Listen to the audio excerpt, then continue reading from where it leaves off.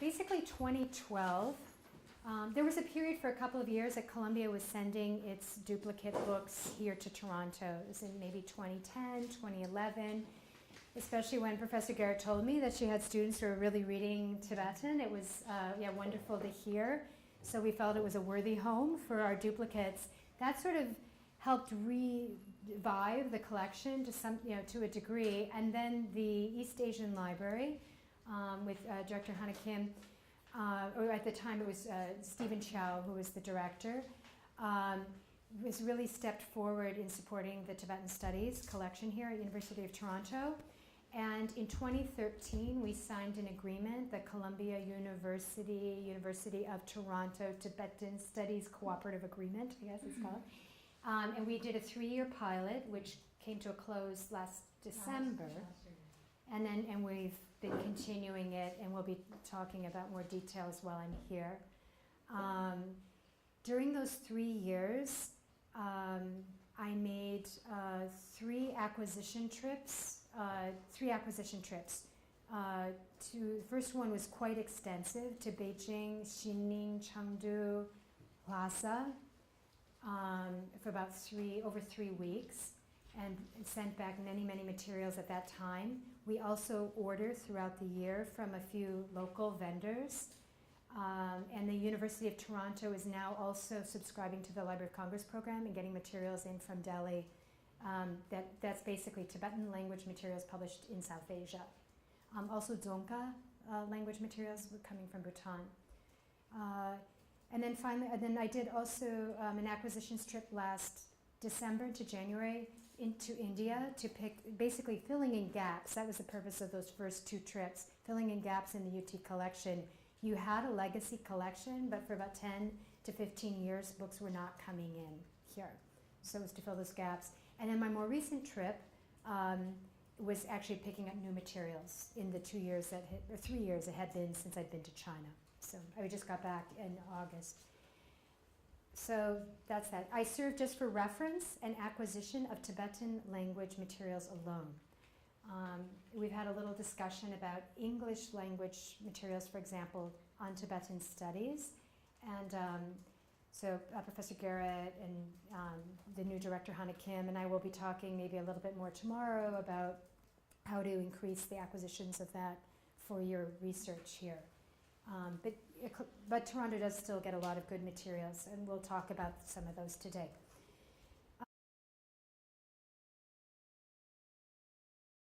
So you're right, my name's Lauran Hartley, and then I work as the Tibetan Studies Librarian. I've been at Columbia now for 9, going on 10 years. My training is Tibetan Studies, PhD in that. My focus was on what I call modern intellectual history, modern being, let's say 17th century to present, or emerging modern, looking at writers, kind of writers and movements, and I've had a real focus on literature in the 20th century. I'll be honest, my strength in forte is definitely not religious studies, and I know that's a big emphasis here. And for that, you have 2 fantastic scholars here, with Kambala and Professor Garrett. So I would, I think to the extent that they support your, recommendations, you're working with them on your paper, but if I can help you with sources and actually finding the texts, I can help you a lot with that, I think. Really encourage you to email me if you say, like, I'm looking at this, do we have a print edition of this? Can't find this, supposed to be on the shelf, whatever. Just send me a little email, and happy to help that way. I get a lot of those. Actually, I'm at the point now where about half of my reference is from Columbia and half is from, other places, United States, and actually around the world at this point. So happy to do that.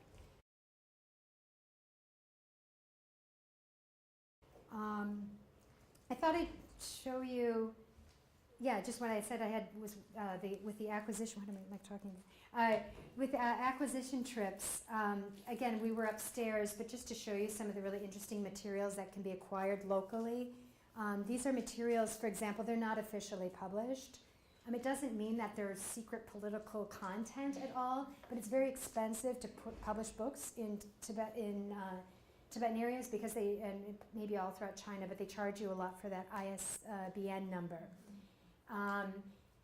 So you find a lot of people are publishing locally if they can, but they're not allowed to distribute overseas. So that's why we go and we bring back. I've also focused, I mentioned upstairs, Toronto seems to be strong in Gaysar. And this is actually what I want to hear more from you.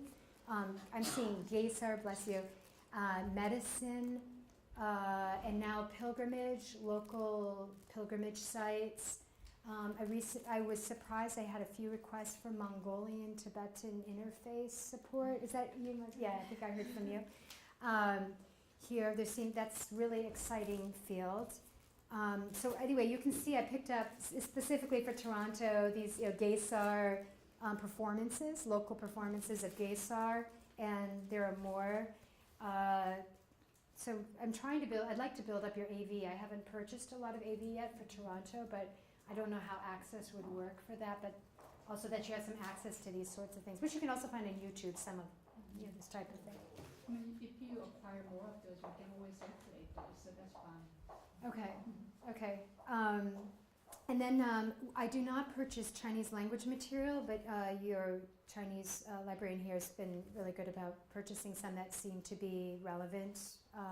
These happen to be some duplicates, actually a gift copy from Cheng Rong that we'd already had, so I brought it up, saved it for you all.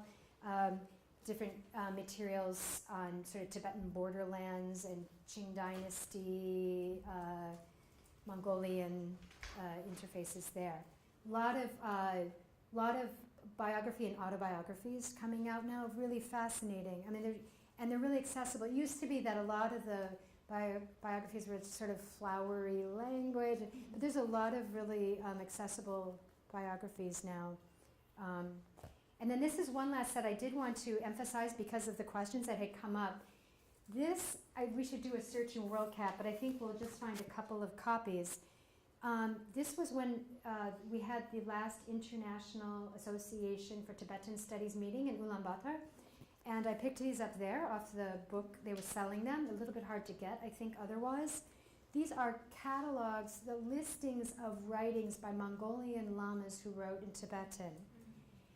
And I would just like to mention, I think one sort of frontier area for Tibetan studies, if I would say, and I felt it came through in your questions by email, is this area, the Tibeto-Mongolian kind of interactions. We have 2 students at Columbia who work on that. It's fascinating. So you open this up, it's actually all, right, it's the contents of what they wrote. You'll get a short biography of the writers, some facsimiles of their texts. And I have to say, when I was in Ulaanbaatar and went to the local library there, imagine a room that was like 3 to 4 times this size, from the floor to the top of this yellow thing, stacked, literally from the floor, of texts, just Tibetan texts stacked to the ceiling, uncatalogued largely. ASIP has done a project to start cataloging those. There's just a lot, I think, that you will discover if you look more into that. That's outer, that's Mongolia. Inner Mongolia, I'm not as sure. There are some materials coming out of there, but I don't think there's been a lot of archival working, but yeah, from what I know, but we'll look more later. Toronto recently acquired an incredible set of rare texts. Some are unique, not held anywhere else. 70 manuscripts and 200 print collections. And Hannah, that came in about, what would you say, just April of this, yeah. When I was here 2 years ago.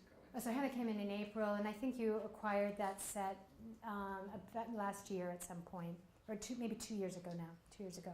And that finding aid is now up online, and so that you know how to search that. Okay. All right. So I just last week also gave a bibliographic instruction at Columbia and had sort of developed my favorite go-to places where we might start out. First of all, Toronto here, just to be aware, under resources, there is a Tibetan Studies resources page. And I'm sorry, I don't have a whole page of links for you, but please maybe just take notes or if you find any of this useful. So under Tibetan Studies Resources, it brings you to this page here with some various links and instructions specific to your school, all right?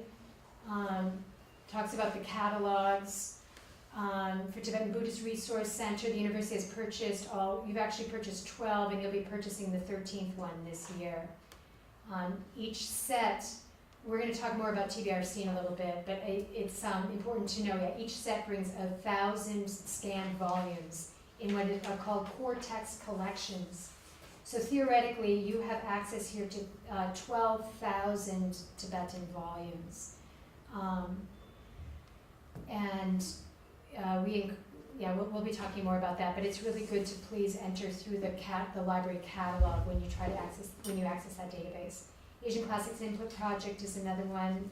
We'll be looking at AIDS. Oh, here's another bibliographic database as well that you can search article titles. I actually haven't looked at this page for maybe a year and a half, so I'm a little concerned that this isn't actually not where I want to start it. So